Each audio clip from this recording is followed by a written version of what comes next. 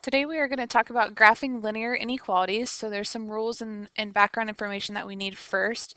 That's going to be on the next slide. You're going to want to write that down. So you're going to have to pause the video so that you have time to write. I'm going to read through it pretty quick and then we'll jump into a couple examples. This should be a review from Algebra 2. Once you hear some of these rules and stuff, it should come back to you. So things to remember when you are graphing, you always want it to be in slope-intercept form, so y equals mx plus b, but we're talking about inequalities, so they're not going to be equal signs, they're going to be greater than or less than, but still it should be y and then your slope and then your intercept. So it should be set up like that. Sometimes we might have lines with just the x variable, so you have x greater than or less than, and that would be a vertical line going through the x-axis, so that's something to remember. And then also, if you just have y, that's going to end up being a horizontal line going through the y-axis. And then these are the rules. So is the line solid or dotted? It's solid if the line is underneath the inequality stating that it's equal to, and the line is dotted if it's not. And the shading is above if it's greater than or equal to, and the shading is below if it's less than or equal to. So again, you should write this entire slide down. All of this information is important. So if you need to pause the video, you should do that. Okay, first example. I need to move this. I have the inequality x plus y is less than or equal to 4. X plus y is less than or equal to 4. So I need to graph the inequality, and I need to do that, but I have a step that I need to do first, and that is I need to solve for y and get it in slope-intercept form.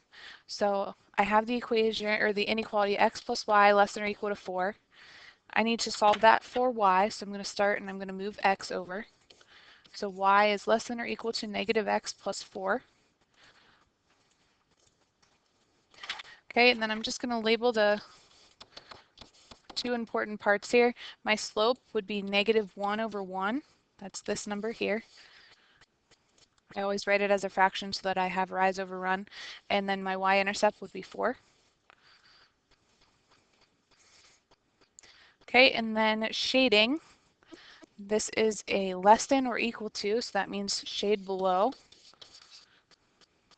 And then my line should be solid because it's equal to. So if it helps you to write out that information, you can, but if you can just look at it and recognize that stuff, then that's fine with me as well. So the first thing I need to do is graph my y-intercept. So I'm going to go up 4. These lines are kind of faint.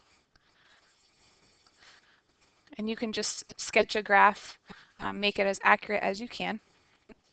So I went to 4 on the y-intercept, and then I need 3 points to make a line.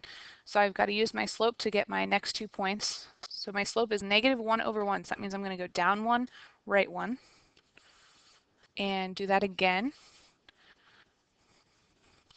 And I'm going to connect this using a solid line. And when you're doing these lines need to extend all the way through your graph. So you can't just have a short line that connects the 3 points. You've got to expand it all the way. And then we need to shade below. So below the line would be over here. So this whole part of the graph below the line should be shaded.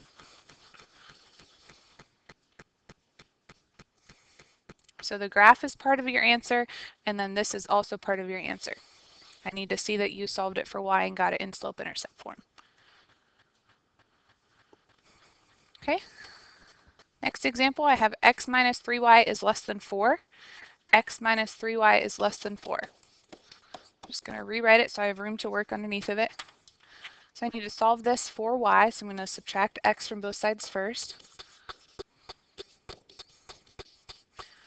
Remember, it needs to be in slope-intercept form, so my x term needs to be before my constant. So that's why I didn't write 4 minus x. I wrote negative x plus 4. Okay, now I need to finish solving for y, so I'm going to divide everything by negative 3. That's going to cross off. Remember, when you divide by a negative, the inequality sign flips. So I'm going to make that greater than. I need to reduce the two negative signs here. I'm going to have 1/3 x, and then 4 over negative 3 doesn't reduce, so I'm just going to leave it.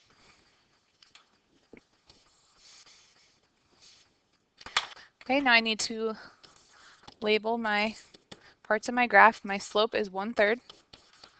My y-intercept is -4/3. And the inequality sign is greater than, so I need to shade above. And it's not equal to, so that means my line is going to be dotted. Okay, the first point that I'm going to graph is -4/3.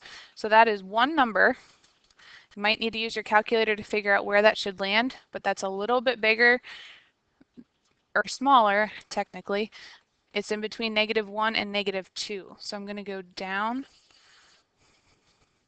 on the y-axis. And then my slope is 1/3, so I'm going to go up 1 and over 3. And I'm going to do that twice. Okay, we said that my line needs to be dotted, so when I'm connecting these, you have to make your line dotted. Remember, it needs to extend all the way through the entire graph. If you want, you can make a solid line and then go through and erase to make it dotted if that helps you make it straighter. Whatever you want. Okay, and then the shading needs to be above. So the whole top part of the graph needs to be shaded.